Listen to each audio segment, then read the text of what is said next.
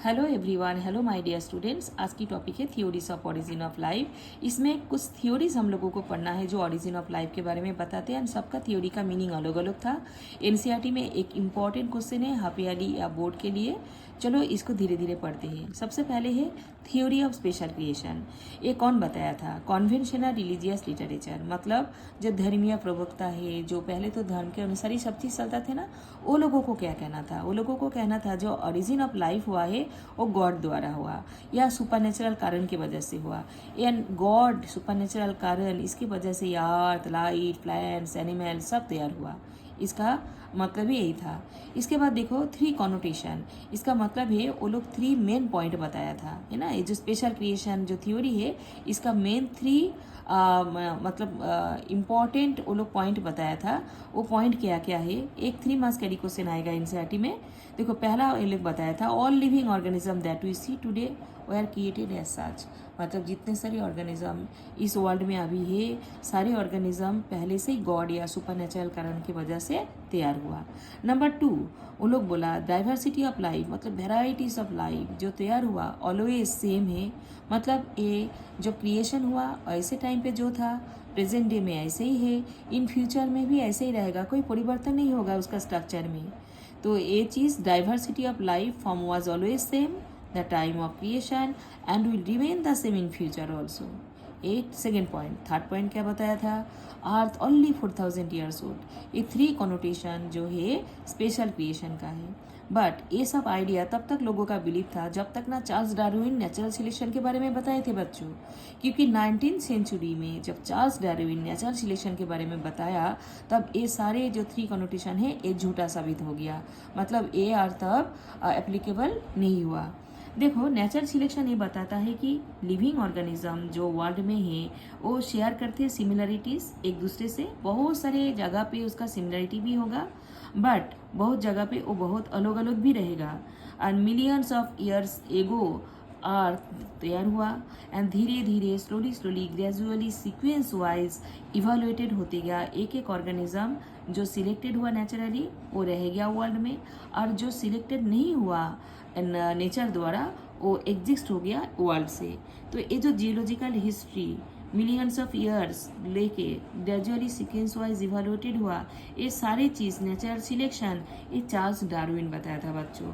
And जब तक ना चार्ल्स डार्विन इसको प्रपोज किया था बा इसको इस्टेब्लिश किया था, तब तक super theory of special creation जो कॉन्वेंशनल रिलीजियस लिटरेचर द्वारा था, वो तब तक लोगों का यही बिलीव था। चलो सेकेंड थ्योरी के बारे में पढ़ते हैं। थ्योरी ऑफ पैंसपर्मिया या कॉस्मोजोइक थ्योरी। ये क्या कहते हैं?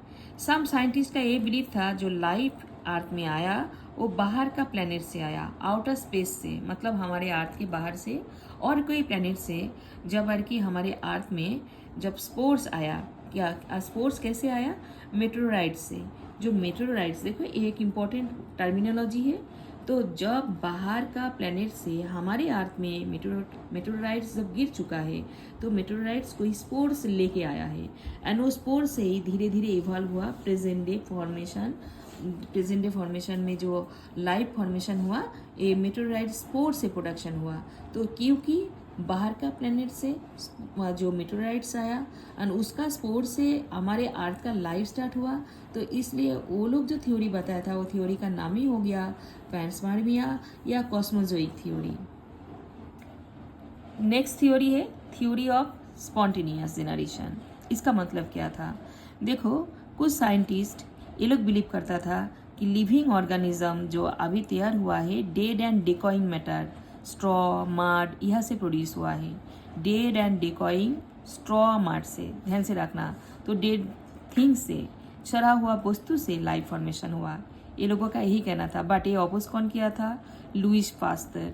लुईस पास्तर एक एक्सपेरिमेंट करके दिखाया। देखो एक कॉनिकल फ्लैक्स के अंदर बा कोई बंद जगह पे उन्होंने हीट किल ईस्ट लिया, मतलब मरा हुआ ईस्ट, ठीक है, हीट करके मार दिया गया ईस्ट को। तो दो जगह का, एक जगह ओपन करके रखा उन्होंने, एक जगह क्लोज कर दिया। उन्होंने साबित कर दिया कि जब क्लोज रहता है, मतलब इस जगह पे कोई एयर नहीं है, तो इधर नो न्यू लाइफ फॉर्म, मतलब कोई लाइफ इधर तैयार ही नहीं हुआ। तो प्री स्टेरिलाइज जो क्लोज फ्लैक्स है, no new life form. But जो ओपन है इस जगह से तो एयर आ रहा है, तो इस जगह पे न्यू लाइफ फॉर्म हुआ।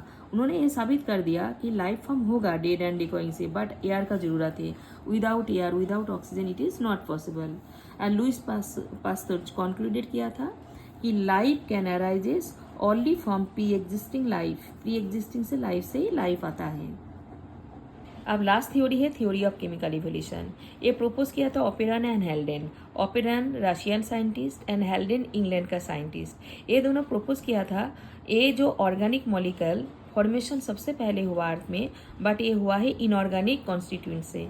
देखो हमारे ये जगह से पढ़ लेते, फर्स्ट लाइफ जो प्री एग्जिस्टिंग लाइफ जो नॉन लिविंग ऑर्गेनिक मॉलिक्यूल से तैयार हुआ। तो non living organic molecule RNA, protein तैयार हुआ धीरे धीरे इनऑर्गेनिक मॉलिक्यूल से। मतलब इसका सीधा कहना है inorganic constituent by inorganic molecule से नॉन लिविंग ऑर्गेनिक मॉलिक्यूल, सभी नॉन लिविंग है बेटा। This is also non living inorganic constituents जो है कि मीथेन, फिर उसके बाद एमोनिया, इससे स्लोली स्लोली कन्वर्टेड हुआ ऑर्गेनिक मॉलिक्यूल यानी RNA, protein, then polysaccharide, sugar molecule etcetera. और इस थ्योरी के हिसाब से, मतलब एक केमिकल इवोल्यूशन थ्योरी के हिसाब से, ये जो inorganic non living molecule converted to non living organic molecule by the high temperature volcanic storms and atmosphere में उस टाइम पे ammonia, methane, water vapour etcetera produce हुआ था। कैसे प्रोड्यूस हुआ था? ये सारे देखो इनऑर्गेनिक मॉलिक्यूल प्रोड्यूस हुआ था by the volcanic storm, high temperature, and slowly slowly ये कन्वर्टेड हुआ प्रोटीन या आरएनए में। सो एक्सपेरिमेंटल जो प्रूफ है केमिकल इवोल्यूशन ऑफ लाइफ का, ये चीज़ नेक्स्ट टॉपिक में पढ़ाएंगे।